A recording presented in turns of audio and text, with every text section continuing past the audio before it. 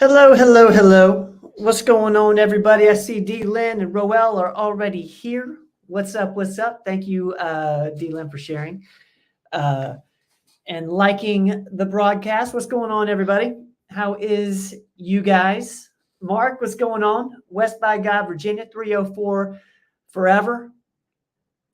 Little, and I think Roel is more Texas forever. Mark is 304 forever. I'm sure we have a few people from the 865, maybe a little bit of the 423. What's going on, everybody? So glad to have you guys here tonight. I'm back in the Fountain City location. Huge shout out to the Johnson City crew. Last week was amazing with TriStar Strength and Rehab. Had a wonderful event with those guys. Huge shout out to the Knoxville team and in West Knoxville. We had our grand opening last week that went phenomenal. Want to thank anybody who came out and supported. Tony Basilio, for one, he stayed around for, goodness, he did a show there for, I want to say 4 hours, 5 hours. So thank you, Tony. We love you for doing that. And tonight we're back. We're back kind of in our normal routine, which I'm excited about. Doc will be here in just a few minutes. Real quick, as we're getting some people coming in, I'm going to let a few more people come in. Have a one really huge announcement that I'm like kind of giddy about and excited about, and it has to do with my brother here, and I'm going to put this up for you guys. I'm going to throw this throughout the show so everybody knows what's going on. We just added another YouTube channel underneath kind of the umbrella here. We have let's see, where's that? Here we go. Brand new YouTube channel called the Diabetes Tour Guide with Andy Rogers, the PA in Johnson City, also my brother, also Dr. Rogers' son. Really, really pumped. Today was his first video went out. It's on insulin as an overview. It would mean the world to me if you guys went over and subscribed to that channel. It's going to be all about diabetes, type 1 and type 2. He's going to be kind of doing a more focused show around diabetes and insulin resistance and weight loss and how to eat, and also the medications that have to do with that. So please check that out. Huge shout out to my brother Andy. Really, really pumped for what we're up to on that channel. Brandon, what's up, man? I told my buddy Brandon I was thinking about going with the stash because of Andy, as you can see in that picture. Richard, what's up? Carter, yes, I know that the mustache is looking incredible. Evangeline, I think we're going to have some clarity around, let me see here. It's a word, eclomethine.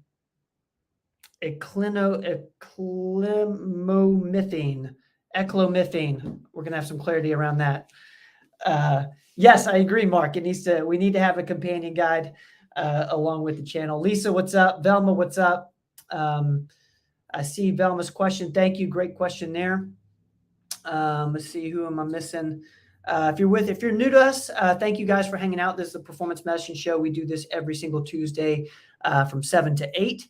My grandmother Mary's in the building. Love all the family. I think I'm pretty sure all my family and my performance medicine family, they're all here with us tonight. Thank you guys so much for hanging out.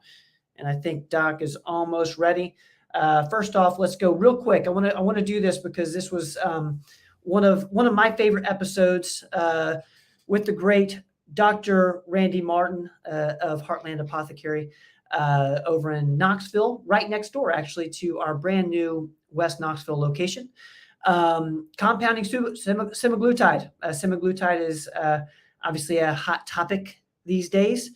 Randy gives us kind of some of the negatives, things to watch out for. There's a lot of weight loss clinics doing semaglutide, here's some things to look out for. And we're trying to educate as much as possible. A lot of gems in here around if you're on semaglutide or thinking about it, how to get the most out of it, and so that it works for you and not against you. The whole point of it is to get better, get healthier. So definitely check out that episode. Thank you so much, Randy, for doing that with Dr. Rogers on the Common Sense MD. Over on Dive Into Diet, nutrition coach Lucas Schmidt talks about total daily energy expenditure, also known as TDEE. And if you're anything like me, you have no idea what TDEE is. So that means you need to watch this episode. Check that out. Lucas does a great job of explaining why that matters throughout the day. Total daily energy expenditure. I already forgot what TDEE is. And here we go. My brother Andy Rogers' first episode of the Diabetes Tour Guide is on insulin. It's an overview. It's about 8 minutes long. There's some wonderful graphics in there explaining everything you need to know about insulin. So make sure you go check out that. Check out the new YouTube channel, the Diabetes Tour Guide. We really appreciate you guys subscribing that for us. I think Doc is ready to roll. Let's get him in here. What's going on, man? Nothing much. Your hair looks good. You look like you combed your hair tonight. Yeah, it's getting a little longer, so I have to what do you call it? Comb it. Mess around with it a little bit, make it look okay for the people in here tonight. Last week I wore a hat, so I kind of felt like my grandma Mary would like it if I put a little effort into my appearance tonight. So that's a good thank idea. you, Grandma Mary, for the I haven't seen you since the grand opening in Knoxville. You look like you're getting a rash around your face. Does that itch? Looks like it's gotten worse. I saw you opening the show, and it looks like it's getting worse. What's my rash? It's around your nose. Do you feel like it's? No. I like to put stuff in Ben's head. It just goes crazy. Yeah. It just shows you how mind over matter. If you can get something in your head and you can think you have it, and you may start having it. Well, I'm thank kidding you. You don't have a rash. Your hair looks I was thinking I look great, and I even shaved a few days ago. I'm thinking about doing a mustache similar to Andy's. He's kind of inspired me. I think he's just doing that for the play he's going to be in. I don't think he's going to keep that mustache. It looks like something out of the 70s to me. So hey, things come back. We'll keep it. Things come back. The mustache might be back. You had a good day. Real quick, how'd everything go? Y'all had a good day? Wonderful. Had a great day. Yeah. We have some wonderful questions that came in throughout our social channels as well as email.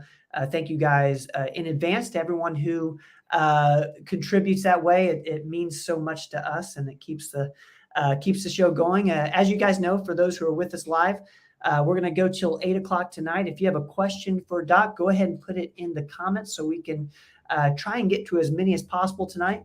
Oh gosh, I have to do this just because it came on my screen, and I just for those in the Tri-Cities, everyone knows Dobbins Bennett played Elizabethan on Friday night, and apparently it was a wonderful game. Went down to the wire.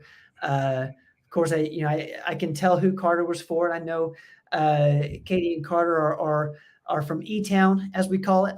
I didn't think Carter was going to give me grief because Elizabethan beat us, our big Dobbins Bennett Indians, Friday night. But it was a hard-fought contest, and congratulations to the Cyclones. And I tell you what, Elizabeth, they were the better team, so I can, admit it. So they have a fantastic football program, and I'm kind of excited.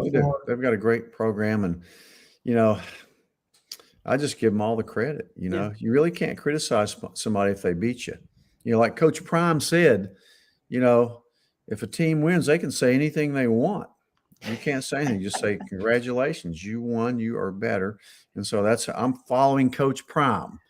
You can't deny it. So I didn't know we were going to get a Coach Prime reference tonight, but I'm glad that we did. yeah. I think we've all been, slightly obsessed with the Colorado football program. I love every single minute of it. I watch every Colorado game now.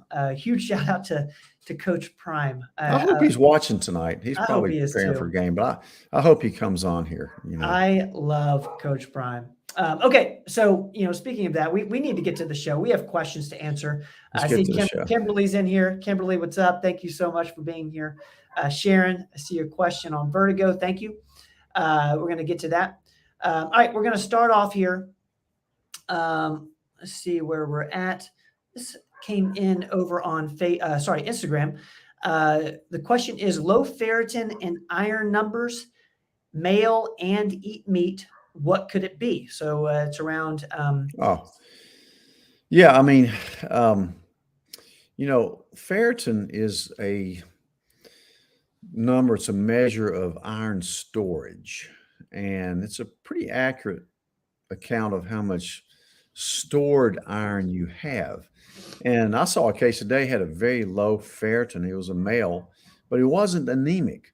So, I mean, there's a reason why you may want to kind of build up your ferritin number a little bit, especially if you have thyroid problems. But you can get too much ferritin too. I really see, especially with men, you can get too high ferritin level, and it can make your blood sluggish and get too thick. So, I don't freak out about it a lot. Some experts say that your perfect ferritin level is 0. It means you're utilizing all your iron as long as you're not anemic. I don't go that far, but I don't freak out about a low ferritin level. I think a lot of times it's inherited, but it's a better measure of stored iron than total iron. So, women sometimes their menstrual cycles will have low anemia and low ferritin, and you'll give them iron. I don't put many men on iron unless they're losing blood. So certainly you can eat meat. It may raise your ferritin level if you want to a little bit. But if you're feeling tired and worn out and you have a low ferritin, you might want to try eating red meat, organ meat, beef liver, is great. So just make sure you're not losing blood anywhere. Make sure you're not losing blood through your GI tract, and look at your CBC to see what your hemoglobin hematocrit are, and that. So it's probably not a big problem. But certainly if it is, if you're tired, you may want to look further at some of the other tests that we can do. But make sure you're not losing blood through your GI tract. Sometimes I'll check stool, guacs, and that type of thing. And sometimes I'll look a little further with iron and TIBC numbers and some things like that. But certainly diet can have a lot to do with it. A lot of vegans have low ferritin. So don't freak out if your CBC is okay. That's what I'm telling you, or unless you have symptoms. It may be just inherited. You're just not storing it. Maybe just utilizing it great. All right. I hope that helps. Great question there. Thank you for that answer, Doc. Let's go to an ApoE question here. I think there is actually an Explain This with Robin Riddle on the ApoE. Question is, please remind me what the ApoE result of 3/4 means. I know it is a marker related to Alzheimer, but does that mean I have 3 of the genes? No, you have 2 genes. You have a 3 and a 4. And that marker it kind of represents both your risk for cardiovascular disease and your tendency to have late onset Alzheimer's. So really, a lot of people have a 3 and a 4. Remember, you get 1 gene from mom, 1 from dad. So you got one of them, you got a 3 from one of them, a 4 from one of them. The 3 is the normal gene. The 4 is the one that has a little bit more risk. So, I certainly don't freak out over a 3/4. A 4/4 is significant. I mean, it means that your chance of Alzheimer's dementia is about 8 to 12 times greater. It doesn't mean you're going to get it. It just means it's greater, so that if you identify the gene, you take steps to try to prevent it, which I think you can. So that's kind of what it is. So don't freak out. Probably 20% of the population has a 3-4. Certainly the 3-3 is the average normal gene. I saw a guy today with a 2-3. And I explained to him that you have the lottery gene. The 2 is the one that's protective against Alzheimer's. So if you have a 2 in there, I've seen 2 that have a 2-2 pattern this year. This is rare, but so they're double lottery winners, I guess. But yeah, so don't freak out over that 3-4. It means you have one of the average good, and one of the more at-risk genes. So just do everything you can. If you have a 4-4, you really need to look at that hard and read the book near the end of Alzheimer's. But don't freak out either way. It doesn't mean you're going to get it. My mom had full-blown Alzheimer's. She had a 3-3 pattern. So, well, thank you for that question. Of course, the ApoE is it's a lab on the Cleveland Heart Panel that we check. So thank you for putting that in there. It's a topic that we're going to continue to talk more and more about, because I know a lot of people are fearful of Alzheimer's dementia. All right, we're going to keep going here. Let's see. This is a sweet question. I heard one of my second favorite, Behind the Common Sense MD, of course, podcasters say that she uses copper peptide on her face and has made a world of difference in her skin. Yeah. Question is, could you possibly formulate that to sell so we could all use it? I am very serious, maybe a PM line of skincare. How would that compare cost-wise to the weight loss peptide? So the serious question here is, how would the cost for like a copper peptide for your face be compared to a lot of the other peptides we talk about? I think that number one, it'd be way cheaper because it'll be just a topical, and I do think it works. I just haven't, gotten my compounders to make it yet, but I certainly have heard it really works really well. I need to get Kelly on board and get some. Maybe if Katie's listening, then we can order some. But I've heard tremendous things about copper peptides for face.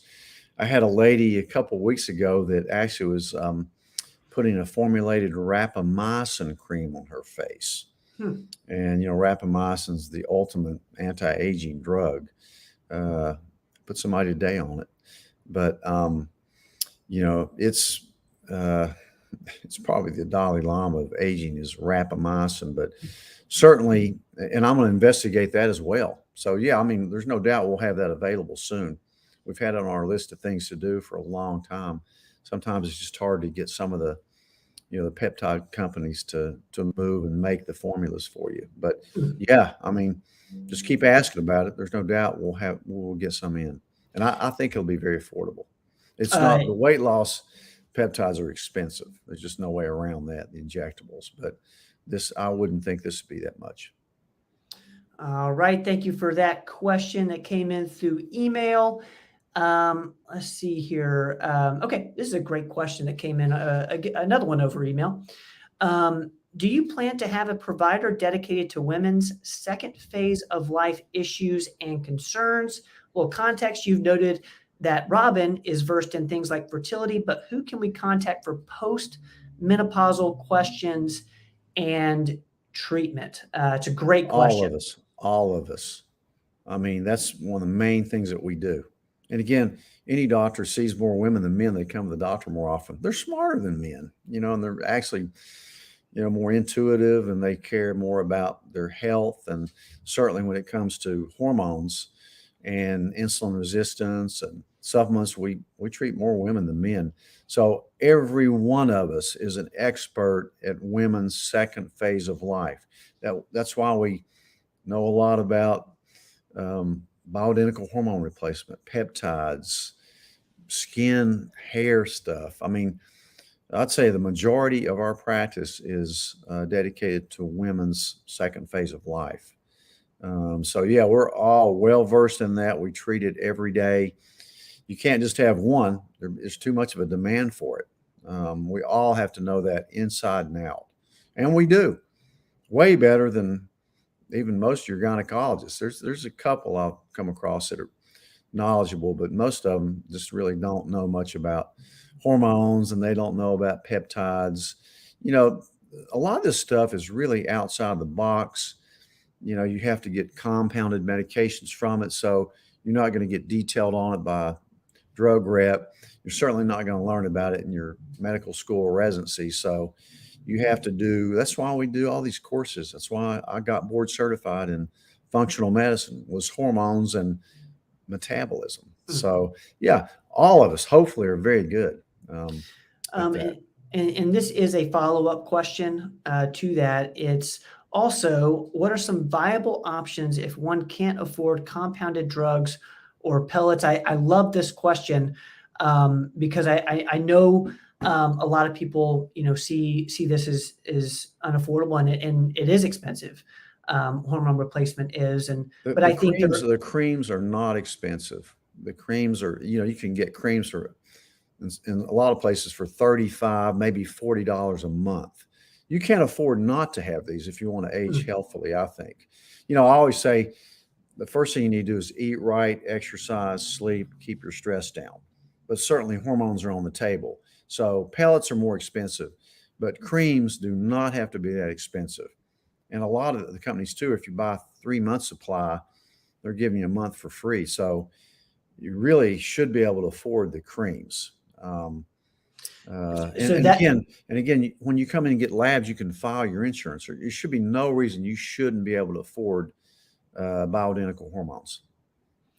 I'm really glad that you said that. So you're saying that the viable option, if they maybe couldn't go the pellet route, would be the creams. They're not that expensive. All right, thank you so much. You can't eat out one meal for what you could get a month's worth of hormone cream for. You literally can't. It's true. The two of us ate at a local carry-out Mexican restaurant. Our meal came to $44. We took home. We didn't even get drinks. $44 for 2 burritos. That's a month's worth of hormone cream. So you can afford it. I love it. Thank you so much for that question over email. We're going to keep moving. And actually, what I'm going to do here is I was able to text Robin about a question that came in last week. Robin Riddle, our provider in the West Knoxville office, and also star of Explain This, about PMS and severe menstrual cramping. The listener asked about, what brand of Vitex, because Robin had talked about Vitex as something for severe menstrual cramps and PMS on Explain This episode. And she told me that the brand she loves is called Metagenics Chastberry Plus. And I hope this listener is with us, either watching on the podcast later or live. It is Metagenics Chastberry Plus. That's the brand that she likes. All right, cool. I just wanted to stick that in there from last week. All right, let's keep moving here, guys. I see, let's see. Terry, what's up? Donna and Steve, what's going on? We're going to get to the live comments here in just a second. If you have a question for Doc, go ahead and put in the comments. Let's see, where are we at? All right, so this is a question that I'm getting around UTIs. It seems to be a breakout of UTIs that antibiotics aren't working for. Have you seen this? I think the question is more of, is this something that you're aware of, and what are you doing for this? I know you've talked a little bit about methylene blue. What's your answer to this? If you have a lot of resistance, you have repeated UTIs, urinary tract infections, and nothing's working, or you become resistant. I've seen a few that didn't respond to, if you do the culture and sensitivity, that they were resistant to all oral antibiotics, but sometimes they're not resistant to IV antibiotics. So I've seen that, but it's very unusual when you do a CNS that there's not something out there that will help it. Again, I love methylene blue. that's not on a culture and sensitivity test, but methylene blue is, I think, really good for prevention and treatment. So if you get repeated UTIs, I would definitely get on some methylene blue daily. And also look at, maybe sometimes you can even visit a urologist that will look in your bladder and make sure you don't have, a chronic cystitis, which can be very painful, and it's not really an infection so as much as it is inflammation. So, but yeah, it needs to be looked into a little bit further, sounds like. All right, thank you for clarifying that. Doc, let's keep moving here. Okay, what would Dr. Tom protocol be for anyone who has microclots from spike proteins? Should his protocol be monitored by my local doctor, or is it something that he can do by telemedicine? It seems that, listener, I had the test done and mine came back high. What's your answer to this? Well, I wonder what test it was. The microclots, maybe it was one of the blood markers for that. But yeah, I mean, there's a detox protocol by Dr. McCullough. And he likes to use nattokinase, and I think he uses about 2,000 units. I think it comes in units twice a day. He uses bromelain, 500 milligrams a day, and he uses curcumin, 500 milligram twice a day. Mm-hmm. But I'd also think about, of course, getting on an 81 milligram aspirin. At least if you're over 180 pounds, get on 160 of aspirin. You can certainly look at fibrinogen levels, which I follow. But that's exactly what I would do if your doctor is comfortable in monitoring those. Certainly be fine, but we can certainly do it. We do a lot of telemedicine nowadays. COVID brought about telemedicine for a lot of doctors, and right now you can still do it across state lines. So certainly we could talk to you about that. If you do have all your information for us to look at before you visit, just fax it or email it over so we can kind of be looking at it before we actually get on the phone. But yeah, I mean, again, COVID was a blood clotting disorder. That's why we put everybody on aspirin that had COVID, because that's what it was. It wasn't the virus that killed so many people; it was the clotting. Thank you so much for saying that question, and I hope that helps. It seems that we are done with the questions that came in throughout the week, and that means we're going to go into the live questions. Welcome, everybody. Whoever's new, thank you guys for joining us. To all of our family here, thank y'all for being with us, as always, each and every Tuesday at 7, talking health and wellness. We're going to go until 8 o'clock tonight, and we're going to answer as many questions as possible. So go ahead and put your questions in the comments, and we're going to start answering here. All right, let's get to Richard over on Facebook. Richard says, 70 years old, paleo diet for the last 30 years. Absolutely no digestive issues. Would you suggest if it's not broken, don't fix it, or GI mapping? And I'm assuming this means Digest Shield. Yeah, I mean, gosh, if it's not broken, don't fix it. If you're doing great, I love a paleo diet. I would say my diet's more paleo than anything. And if you're doing great, never upset the apple cart. I mean, leave it at what you do. If, I do like Digest Shield a lot for most people. But again, if your gut's acting right and you have absolutely no problems, don't mess it up. There's a golden window that I talk about in too much or too little. So for all supplements, there's a golden window. And that means you could not get enough of a supplement, or you could get too much of it. Just like, especially with probiotics, you don't need to take, in most cases, 100 billion CFUs. Digest Shield, I think, has 11 billion, which is fine because it's the right amount and the different kinds. So if you overdo it, I mean, one time early on, before I learned about Digest Shield, I took one that had 60 billion. It just tore my gut up. So do what you're doing. Yeah, I think that's something we talk a lot about on this show is, you know, if it ain't broke, don't do anything, and then, add one thing at a time, when we're talking about adding supplements. So, Richard, it seems like you're doing awesome, man. I'd stick with it. I love it. Thank you for putting that question in there.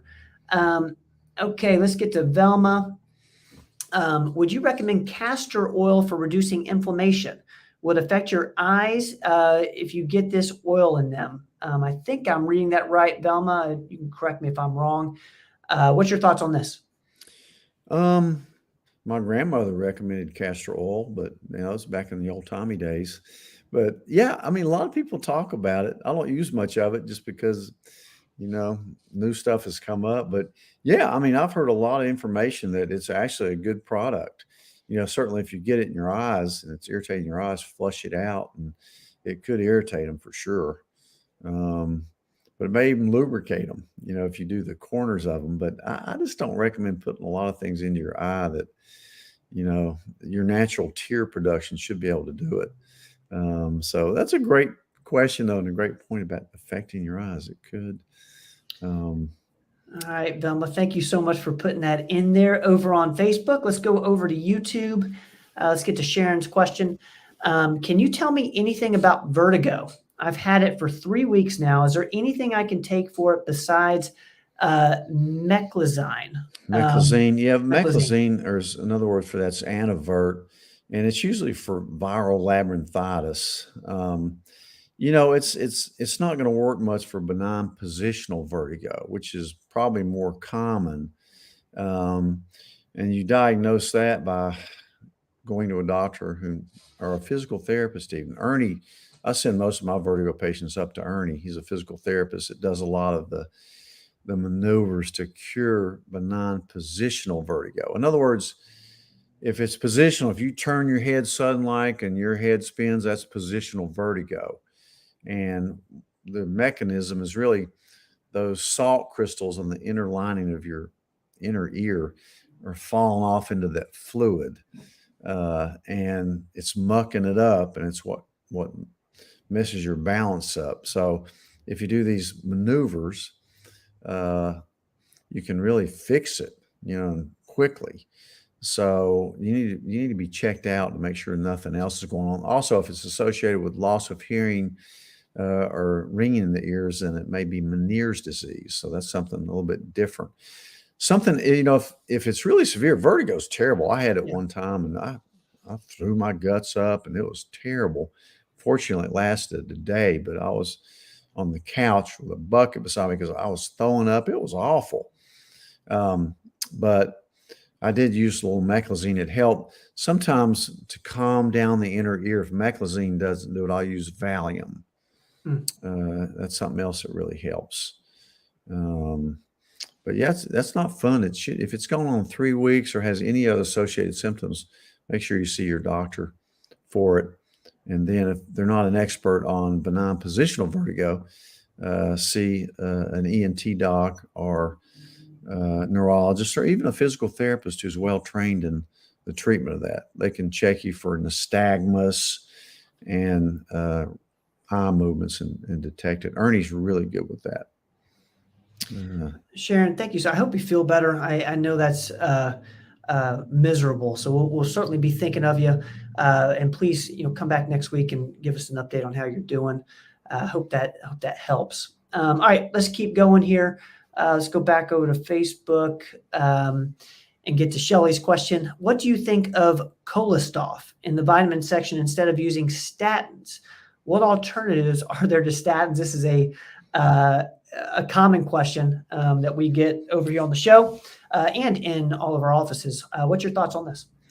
Yeah, I mean, I'm not sure the exact ingredients in Cholestov, but we certainly have some life extension stuff that's supposed to work. I like bergamot for it. Again, with a statin, it's not that I don't ever use a statin. I try to avoid them if possible. If you have known heart disease, I'll use a low-dose water-soluble statin. But first of all, look at the particle size and everything to make sure you need something. I saw a patient yesterday with a total cholesterol level of 40. and inherited too low a cholesterol. It's unusual. I don't see much of that, but and it can have its problems too because you need cholesterol. It makes most of your other hormones. A lot of your brain works off cholesterol. All your steroid hormones like testosterone, estrogen, cortisol, they come from cholesterol. So you don't want to lower it too much. But I really like the tocotrienols, which is kind of a vitamin E cousin. I think they work pretty well I've been using a lot of those for that. And I think it works pretty well without any side effects of a statin. Certainly, if you have to get on a statin, take CoQ10 with it. But look up tocotrienols, which is an offshoot of vitamin E, mixed tocotrienols. We keep them on hand, and bergamot's another one. So there are alternatives. Garlic's not a bad one. So there's several that I think that work. Certainly try it. And I'm going to put this up here from Shelley just because it's topical with what we're talking about with the bioidentical hormones for women. She's asking, is hormone cream better for those whose pellets only last 3 to 4 months? So again, this is another topic we talk a lot about, the creams versus pellets. What's your thoughts on this? I like the pellets best for sure, but certainly they're a lot more expensive. So, the hormone cream is going to be more affordable. And, the average is 4 months, sometimes a little longer, but some people with really high metabolisms need it every 3 months. So, it just seems like it's absorbed better. I get better levels when I always check the levels, but when I look at levels, and the women just seem to like it better. But yeah, I'd say more affordable, certainly. And both of them have a daily release. One thing about the pellets is they're physiological, meaning the more you exert yourself, the more of the testosterone that's released. So it's kind of works physiologic as well. So if you're real active, working out all the time, you may burn them up a little quicker than 4 months. But most people that take them and go back to the cream end up getting the pellets again. With testosterone, I even sometimes I'll do low dose shots with women. All right, Shelley, I hope that helps. Looking for questions. Oh, here we go. Let's get to Caitlin's question. Hi, Dr. Rogers. Have you heard of a LMHR lean mass hyperresponder? I think I may be one based on my recent Cleveland Heart Panel results. What's your thoughts on this? I don't know. That's something Lucas may know about. I'll ask Lucas. I think he works tomorrow. Ben, we'll send a note to Lucas to see if we can get back with you on that. Lean mass hyperresponder. That's really interesting. I don't know how you got that out of a Cleveland Heart Panel result, but what you should do really is come in and get an in-body test, and we'll see, what your basic metabolic rate is and how much visceral fat, how much muscle you have. If you're one of our patients, you really should take advantage of that in-body analysis. It's very accurate. Ask about the in-body, or go to one of I think Lucas and I had a podcast about it. Robin had a podcast about it. So I'm not exactly sure. I don't use that term much. So we'll find out for you. All right, Caitlin, I got that on my listings. We're going to ask Lucas about that. Thank you for putting that question in there. Let's see. Let's go to Jude. I hope I'm getting my order right, Jude. I've lost 28 pounds of intermittent fasting, cutting out processed food and bad oils. Just checked my numbers at latest doctor appointment, and all numbers were great. So I think this is a continuation. Lost 28 pounds and cut out. All metabolics are great, but all of a sudden blood pressure started going up. Okay, here we go. All metabolic numbers are great, but all of a sudden blood pressure started going up, Any ideas why? Have had some stress. What's your thoughts on this? That's probably your answer. You've had stress. Yeah, but it's not your weight loss or diet that's causing the blood pressure to go up. Your blood pressure is regulated by other factors. It should be better, unless you're, one of those salt sensitive people and you're eating more salt, possibly, but only about 20% of people really are sensitive to salt at all. So you might look at that. You might look at how much water you're drinking, what other kind of foods you're eating, but it sounds like it's probably not related. Stress, is a toxin. Stress can cause leaky gut. Yeah. Just like gluten can, or dairy for some people. Stress is a toxin. It's inflammatory.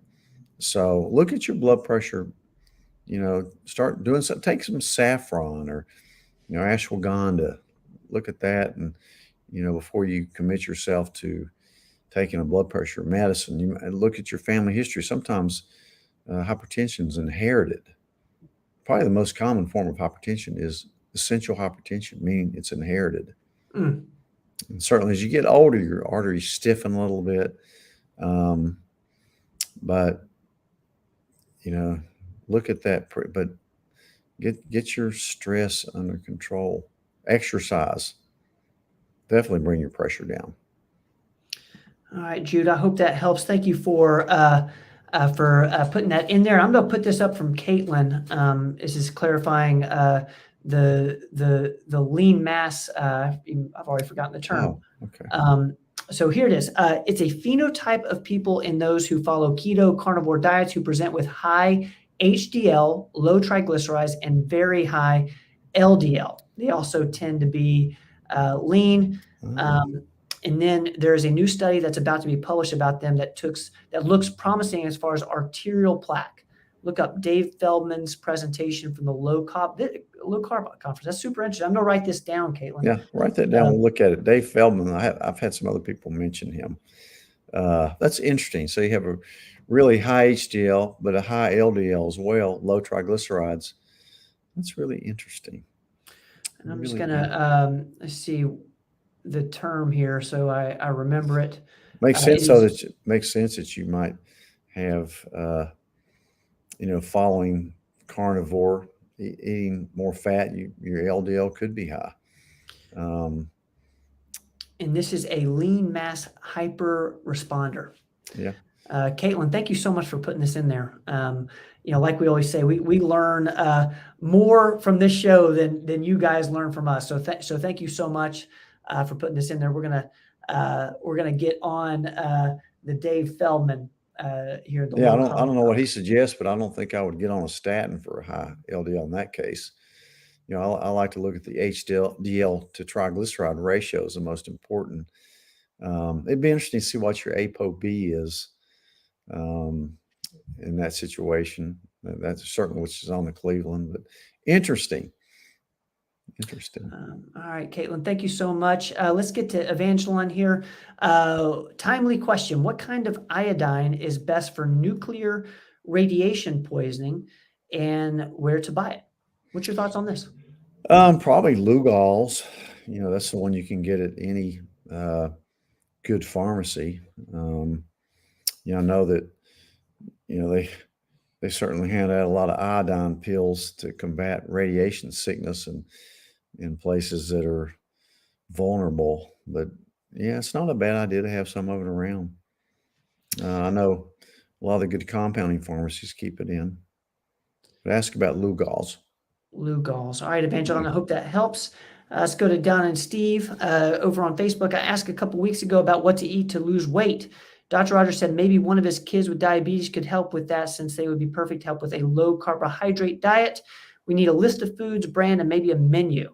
Don't know his daughter, so I want to nominate Andy. We're going to nominate Andy for this. We're going to nominate Andy, and we'll get Lucas to send you some stuff. Yeah.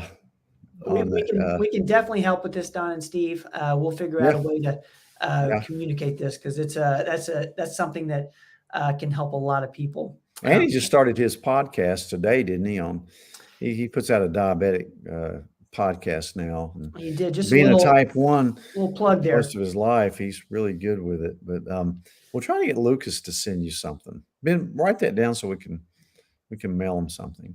All right. On that menu here. Thank you so much, Don and Steve, for that. We're going to go back to the questions here. See where I'm at. I'll put this up from Don and Steve just to because it's a quick one. How do I find the show with Dr. Rogers and Dr. O'Rourke? Trying to remember which one that was. We've done two of them with Dr. O'Rourke. They're on the Common Sense MD. If you just go on our YouTube channel or just go to YouTube and search Dr. O'Rourke, Tom Rogers, or Dr. O'Rourke, Common Sense MD, it should come up. There's two of them. Or if you search through the Common Sense MD playlist on our YouTube channel, it should be up there. All right, let's keep going here. Where am I at? Dr. O'Rourke's using a lot of colchicine for heart disease and instead of statins. Not all the time, but sometimes. So he's pretty open. He's a really good cardiologist. He thinks outside the box a lot too. So let's get to Tony. to Rita here on LinkedIn. I see Linda's over on LinkedIn too. We're going to get to you, Linda. Which is the best way to get to a particular barbecue restaurant? Walking or bike? If you're gonna walk 8 miles to get a barbecue sandwich at 3 o'clock in the afternoon, something's wrong with you. But some of my friends like to do that. So probably I'd prefer the bicycle, but certainly walking's good, particularly if you can find some extra change along the way. If you look down, you can always find some loose change, and that way you could afford the barbecue. So I like to bike. Some people like to walk, but I just don't like to walk. I wouldn't walk over 4 miles to get to a barbecue place. That'd be my limit. I certainly wouldn't want 8 miles. Reedy, we love you. Thank you for being with us tonight. I love it. Stan is asking, is it normal for blood sugar levels to go up if you stop taking Ozempic? Yeah, if you're insulin resistant. Yeah. The reason, if you're insulin resistant, not which you are, if your blood sugar is going up, drugs like Ozempic, they really are meant to be taken indefinitely. Whether it's for diabetes or weight loss, you need to probably, if you tolerate them, stay on it. I mean, they're not for a 5 or 10 pound weight loss and then just stop, because you're going to gain the weight back 9 out of 10 times. So if you tend to be insulin resistant, and you may be able to get by with a lower, staying on a low dose of it. I've seen that happen. If you listen to the drug reps, they say work your way all the way to the top, but I don't think that's necessary for everybody. The higher you go, the more nausea you're likely to have with it. But yeah, if you stop it, that's what's controlling your insulin resistance. It decreases glucagon output from the liver, makes your insulin work better to put the sugar from your blood into your cells. And certainly delays gastric emptying. So yeah, there's no doubt that could do that. Thank you, Stan. Let's get to, this is a comment from Kathy, and this is going to help a couple different people in here tonight. So thank you, Kathy. The test for microclots is done at Dr. Vaughn's practice in Alabama and can be ordered by him or through Dr. Hayter by telemedicine. Is the one that Dr. Riccia Pretorius developed in her extensive research information we found online about qualifications. Thank you, Kathy. Thank you. Yeah, we'll look into that in there. That's awesome. See what markers they're looking at. Yeah. There's a lot of them you could do, but yeah, certainly it was a blood clotting disorder. Thank you, Kathy. Let's go to Anthony here. Favorite prophylactic antiviral for the cooler weather coming soon? Ivermectin, HQ, probably hydrochloroquine, I would imagine. Yeah.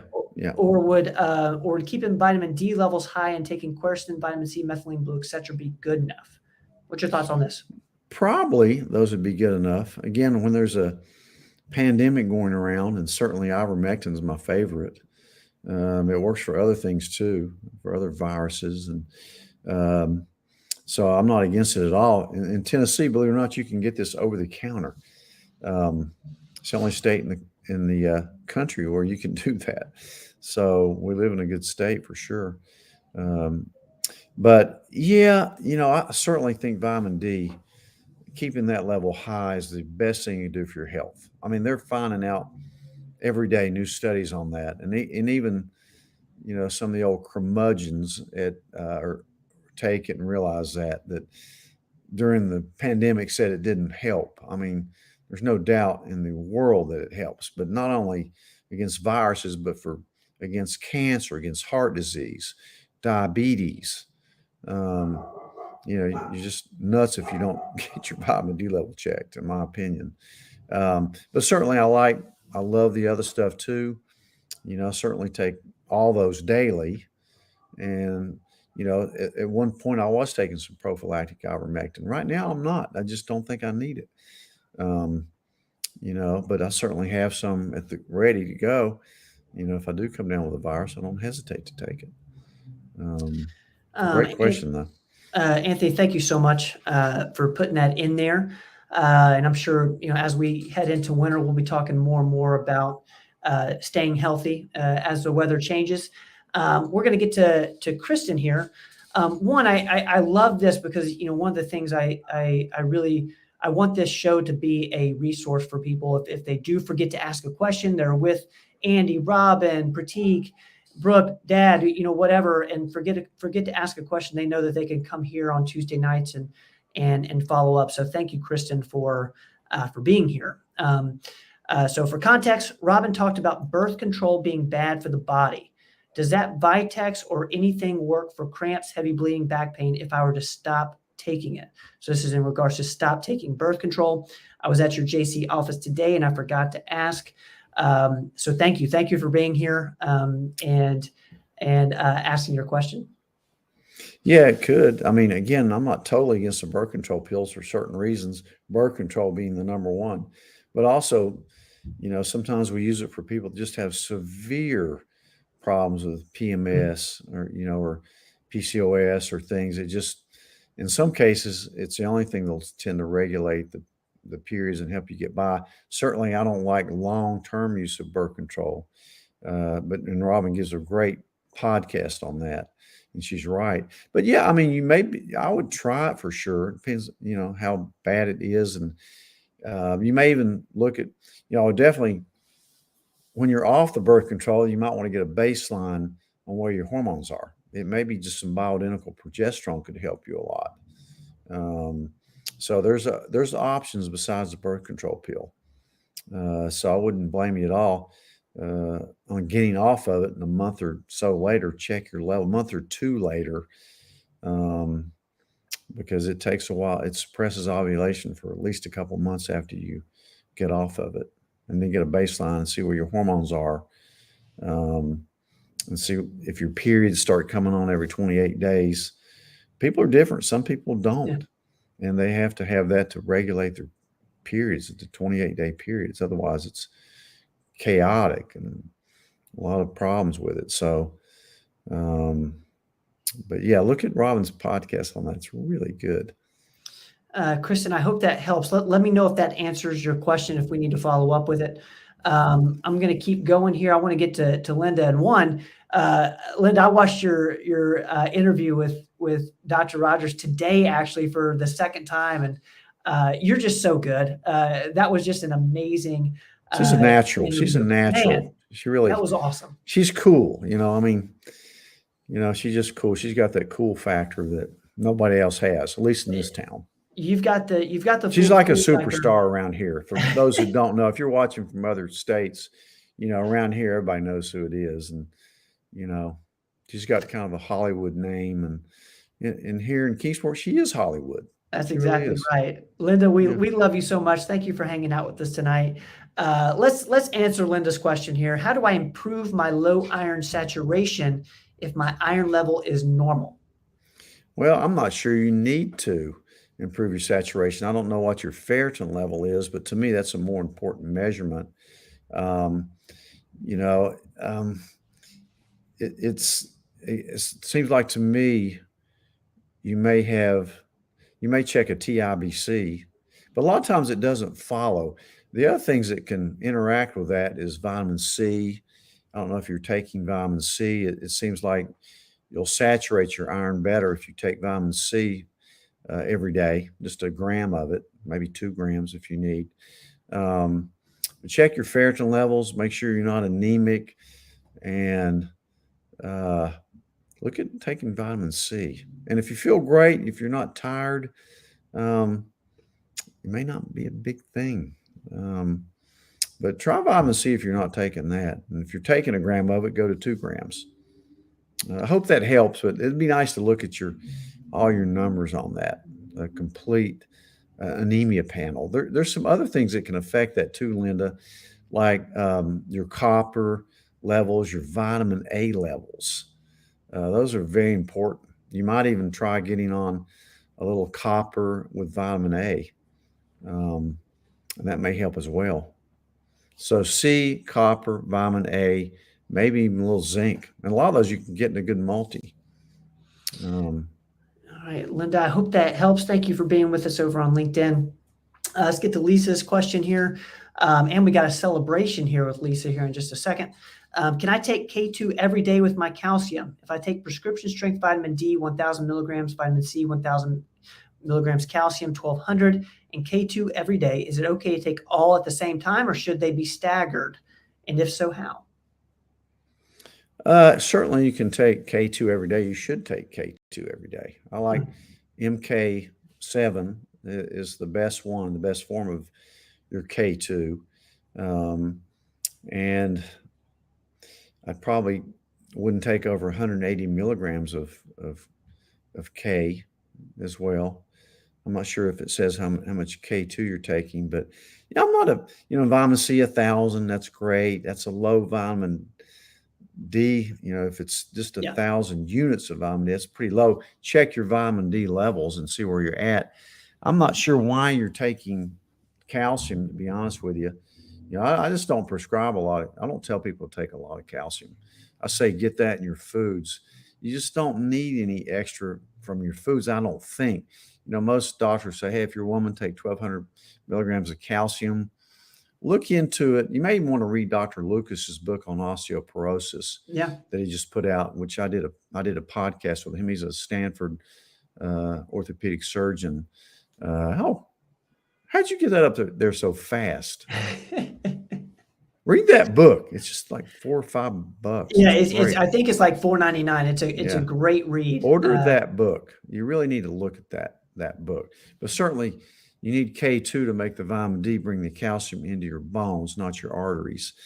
The calcium, I just don't recommend you take a lot of calcium. I don't think you need any extra calcium unless you've got something really weird with your parathyroid gland. That's the old thing we used to say, take calcium, 1,200 milligrams. No, you don't really need it. You're more likely to form stones anyway. I mean, we're all calcifying. We don't want to calcify our arteries and our joints. So as far as, you're not taking a high enough dose to really have to stagger them. Really, you could take them all at the same time. And those aren't high doses except for the calcium that you probably don't need. So read that book and look a little further into it. And I want to give an update from Lisa. It seems that she has lost 90 pounds, weight loss of 90 pounds, no more insulin shots. That is incredible. That is incredible, Lisa. Thank you so much for putting that in there. Wonderful. All right, we're going to keep moving here because we're on a little bit of a time crunch. I want to get to as many as we can. Kathy's asking, what do you recommend for a patient that lipid levels are normal except for elevated triglycerides already on a statin? Yeah, triglycerides, usually you bring them down by omega-3. So look at your omega-3 fatty acids. That's the best, most natural way to get down triglycerides. There are medicines for triglycerides like Lopid. Certainly statins aren't going to lower your triglycerides, which are probably as important or more important than your cholesterol. So look at your HDL, look at the breakdown of on your lipid panel, make sure they're doing all the numbers, and make sure your HDL is up a little bit. If you have to take a statin, take CoQ10 with it. Make sure you don't get your cholesterol too low. Do not get it below 140. That's too low. You need some cholesterol. So look at the omega-3s. That's the most easiest way to get them down. That's normal, unless you need a prescription medicine for it. All right, Kathy, I hope that helps. I think we are going, it seems we're right at the hour mark. We're going to wrap it up here, guys. I want to say, thank you so much for being with us live, guys. The questions, the comments, the interaction between everybody in the comments is amazing. You guys make this show so much fun for us and hopefully valuable for everyone who's watching, listening, whether live or later on during the week. We post this as a podcast on the Outside the Box podcast a week from today. You can get that in our Performance Weekly email newsletter. And as you guys can see, we have the stars of the show coming in. We have Izzy. There's Izzy right there. She's going to close us out. She missed you. She missed me. Ike's a little shyer. Ike likes his attention too, though. I'll bring Ike on here. All right, Ike, come here. Come here. Everybody's got to see Ike. Ike's a lot heavier. He's a lot bigger. Ike, what's going on, man? I got to hang out with you a lot last week. He's fine. Just leave him down. You can't lift him. Don't lift him. There we go. Hey, Mama. There you go. Guys, we're going to call it a show. We love you so much. Thank you to everyone on our team for being with us tonight. Thank you for everyone in the office. Today was just such a wonderful day at all the Performance Medicine locations. We love you guys so much. I see I missed a question here. The ones I missed, I will get next week. I promise. I know I got one from Reedy, and I got another one around MCT oil I'm going to get to. We'll put those on next week's show. Real quick, for those still with us, make sure you guys go subscribe to the Diabetes Tour Guide. We would really, really appreciate that. I know my brother would love you for it. We do this every single Tuesday. Pop, I'm going to see you then. I'll probably see you before then. Sounds good, Ben. Hey, it was a great one. Thank you. All right, man. Love you. Love you guys. We will see y'all next week. And I'm looking for my outro from Brad. Where is he at? My outro? Okay. Love you guys. We'll see y'all next week. Don't go away.